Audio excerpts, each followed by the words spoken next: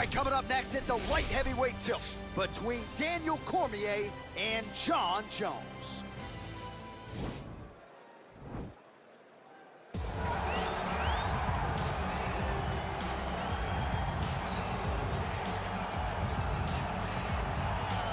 All right, so here he is, one of, if not the greatest to ever put on a pair of 4-ounce gloves. Jon Bones Jones. Daniel, this is the only man who has ever solved your game in a mixed martial arts setting. Johnny Bones back for more tonight. For me, I understand how special Jones is because he is the guy that's been able to beat me twice. But when you go down and you look at the resume, you start with Shogun Rua, then you have the Rashad Evans, and the Rampage Jackson, then you have myself, Alexander Gustafsson. It is a list of Hall of Famers that not many people can match when they say match your resume against mine. Jon Jones is a special talent, and he has shown that every time he has fought the very best the UFC has to offer. You put it well. In terms of the strength of schedule, I think he has the best resume of any UFC champion of all time. And of course, as he makes the walk here tonight, he puts that status on the line yet again. Well, here he is, folks, a true renaissance man, the future UFC Hall of Famer, Daniel Cormier. So, father of two, high school wrestling coach, two-division UFC champion. But it wasn't enough to just be in the game. Now you're commentating your own walkout. It's magic. It's magic, John. I am now add magician to my list of accomplishments as I walk to the octagon, at the same time calling the walk to the octagon. And I must say, of all the octagon walks, this has to be the best one that I've seen. Look how good looking. Tucks his shirt into his pants, tucks his pants into his socks. What a fashion statement Daniel Cormier makes as he walks to the octagon. And people who really know you know how much humility there is underneath those 235-plus pounds. But what you have accomplished in mixed martial arts is not going to be duplicated by a lot of individuals. The boxing, catching up to the wrestling. Shout out to Rosendo Sanchez and Javier Mendez, Bob Cook, everybody else. You have really become one of the best pound-for-pound fighters in the world, and you put that status on the line yet again here tonight. Thank you, John. You're so sweet. Ladies and gentlemen, this is the main event of the evening. When the action begins, our referee in charge, Herb Dean. And now, this is the moment UFC fans around the world have been waiting for.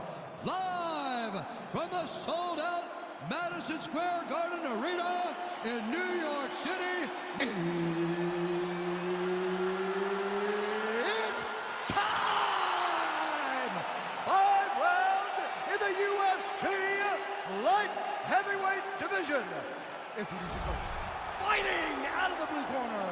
This man is a look-see-do fighter, holding a professional record of 26 wins, 1 loss, and 1 no contest. He stands 6 feet 4 inches tall, weighing in at 205 pounds. Fighting out of Albuquerque, New Mexico, ladies and gentlemen, he is the former UFC light heavyweight champion, Jon Bones Jones! And now introducing his opponent, fighting out of the red corner. This man is a wrestler, holding a professional record of 22 wins, 3 losses, and 1 no contest. He stands 5 feet 11 inches tall, weighing in at 205 pounds. Fighting out of San Jose, California, Daniel D.C.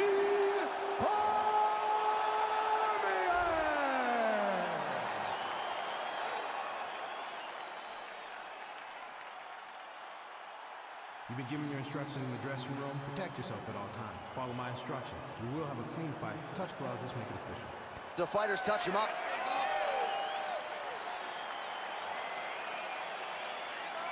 Ready. Ready to fight. Round 1 is underway between one of the more well-rounded fighters in this division against maybe the best grappler in this division. Going to be interesting to see how it plays outside of this. Yeah, you would think that he would just avoid grappling at all costs because he seems to have a clear advantage on the feet. And an immediate transition to the judo throw right into side control. He's in side control. He's got a ton of options. A lot of top pressure being applied here as he works out of side control. The ground and pound has been there all night. Beautiful movement, hip work on the ground here, just outstanding with the transition. He is not staying in one place on the ground. That's very important. Man, this is some serious ground and pound here, DC. He's not just staying busy for the sake of staying busy. These strikes are doing damage. Oh, yeah, no pity pat to this guy. This guy's trying to land, and he's trying to land effective strikes. Oh, his right eye keeps taking damage, looking pretty swollen now. Now he's on top of him looking for a finish. Cormier's right back to the full mount. All right, he's got the hooks in, DC, working off of his back. Now look for him to attack the neck of his opponent to try to get the rear choke.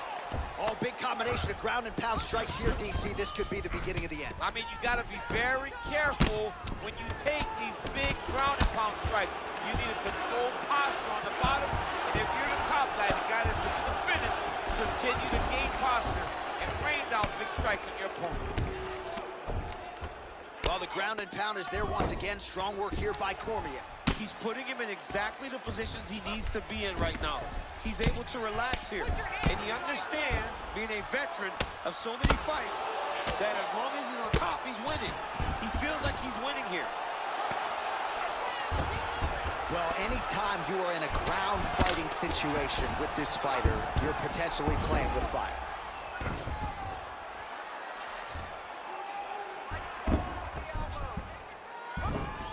Cormier's going for an arm here.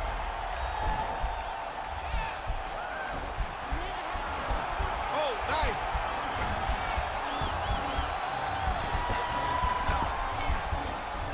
Oh, we're getting a finish here.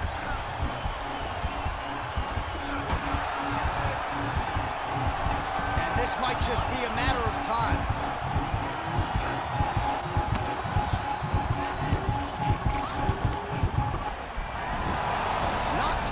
Tonight.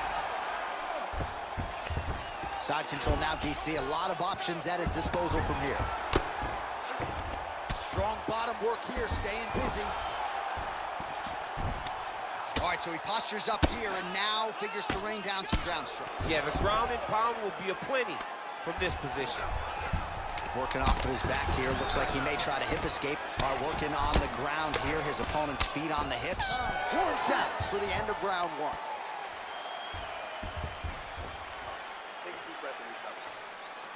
Round, you really want to focus on ground control. You have to set up your takedown.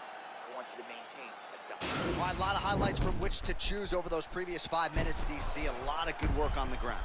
You knew, John, going into the fight, that if he was able to get this fight to the floor, he would have the most success, and you saw it in that exchange. He was able to get posture, land some really good ground and pound as the round came to an end.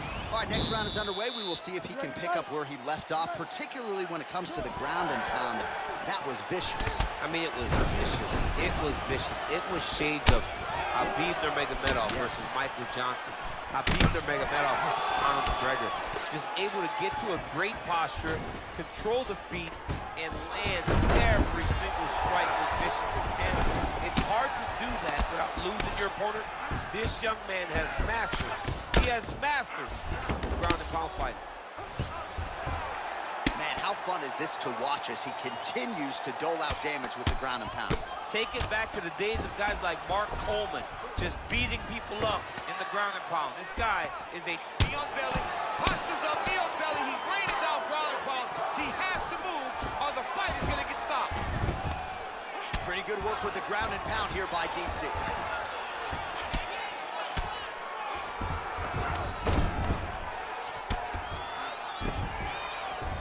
Well, not good body language from his opponent here, DC. He's curled up. No, he's exhausted. He's been beaten. Just over 3 minutes to go. All right, he's in a half-guard position here, DC, and in a good spot to dole out a lot of damage, I would think. A lot of damage could be done from the half guard. You sit back on that leg, you press down into your opponent, you drop elbows, you drop punches. What is very key is you controlling the underhook on the far side. If you give up that underhook, your opponent can use the half guard to build up to an elbow, sweep, or just chase down a single leg. Oh, and he's able to land a strike there from the bottom. Nicely done by Johnny Bone. Left hand All right, he's got the full mount now. Is this one of the most dominant positions in MMA? Is that fair to say? It's a very dominant position. It's one of the most ideal positions you can get to, especially if you are fighting someone that doesn't truly understand that they're not in as much danger as they are. Because it's dangerous, but there are a lot of outs. That'll do it! Oh, and there comes the stoppage. That was nasty! Oh, absolutely one for the highlight reel right there. A tremendous kick to spell the end of the night for his opponent, and for him, I should say, but just caught him flush, full force, beautiful extension on the kick, and the fight was really over as soon as that one made contact. I'm not even sure he was conscious when he hit the canvas. Outstanding performance here tonight.